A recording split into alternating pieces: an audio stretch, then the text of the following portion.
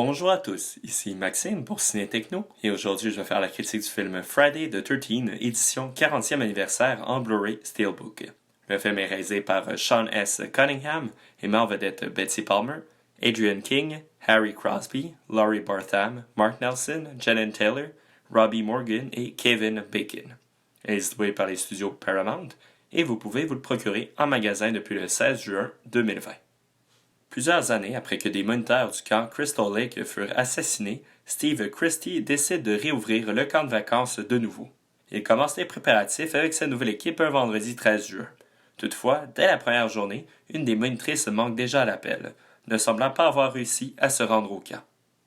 Évidemment, cette copie Blu-ray de ce classique culte qui a généré de nombreuses suites est celle du film Friday the 13th, sorti en 1980 en l'honneur du 40e anniversaire du premier titre de la franchise. Depuis, 12 autres titres ont suivi celui-ci d'un remake en 2009. Il ne faudrait pas non plus oublier toute la marchandise promotionnelle et les œuvres dérivées qui ont suivi, avec des livres, des jeux vidéo et des bandes dessinées notamment. Ce long-métrage mérite amplement son statut de film culte. Friday the 13th est un classique de l'horreur qui a certainement influencé de nombreux films du genre. Il est généralement associé au slasher film, un sous-genre du cinéma d'horreur. Je tiens à préciser que cette critique représente également mon premier visionnement de ce classique dont j'avais déjà beaucoup entendu parler. Rapidement, quelques mots sur le boîtier. Cette copie Steelbook évidemment en métal est très jolie avec son style rétro et sa présentation simple avec peu de couleurs. Friday the 13th offre un bon divertissement.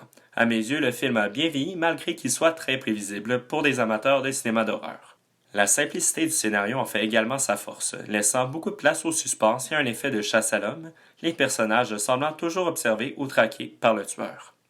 Ce scénario aujourd'hui est hautement prévisible, le spectateur averti pouvant identifier plusieurs codes du cinéma d'horreur, le laissant deviner le sort de certains personnages. Mais je ne saurais dire si c'était également le cas lors de la sortie du film en 1980. Il demeure plaisant pour un certain public de deviner le dénouement à travers les personnages stéréotypés et les dialogues frôlant parfois le ridicule. Le jeu des acteurs est moyen, mais cela vient contribuer à donner un petit côté amateur au film, le rendant d'une certaine manière plus crédible, sachant que l'action se déroule dans un camp de vacances avec son groupe de moniteurs ados et immatures. Les décors et les maquillages sont bien réussis, la violence est présente et respecte bien l'esthétique du slasher movie. Le réalisateur fait un très bon usage de la musique et de la caméra pour instaurer une atmosphère anxiogène. Les nombreuses prises de vue subjectives, adoptant le regard du tueur qui observe ou suit ses différentes proies, donnent très bien l'effet inquiétant. La bande originale du film est très puissante avec ses nombreux sons stridents, joués par des instruments à cordes et des cuivres. J'ai également beaucoup aimé la musique thème du film, mélangeant piano et synthétiseur. Pour la qualité d'image, le transfert en Blu-ray est réussi. Évidemment, la grande quantité de plans obscurs ont probablement rendu la tâche plus difficile, mais plusieurs détails arrivent quand même à ressortir. Dans les plans plus clairs, on peut voir le grain dans l'image et les couleurs sont parfois plus fades, mais rien de bien majeur.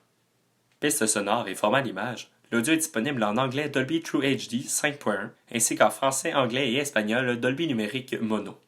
Les sous-titres sont disponibles en anglais pour malentendants et en espagnol. Le format d'image est haute définition 1080 pixels. Pour les suppléments, ils sont en anglais avec le sous-titrage en français. Tout d'abord, il y a les commentaires du réalisateur Sean S. Cunningham avec la distribution et l'équipe. Suivi d'un segment Retrouvailles Vendredi 13 en HD, à vif Nouvelle histoire de Vendredi 13 en HD, L'homme derrière la légende, Sean S. Cunningham en HD, le court-métrage Lost Tales from Camp Blood, la première partie en HD, ainsi que les chroniques de Vendredi 13 et des secrets noyés dans le sang Vendredi 13. Pour conclure ma critique, Friday the 13th édition 40e anniversaire est un bon visionnement autant pour les plus jeunes que les plus vieux. Il va certainement rappeler de beaux souvenirs aux plus âgés et va permettre aux plus jeunes de mieux apprécier l'influence qu'a eu ce film sur le genre. Bien que moins épeurant que plusieurs films plus récents, l'atmosphère du film demeure intéressante pour le public. Cette copie Blu-ray Steelbook est certainement une bonne occasion pour ajouter ce classique à votre collection.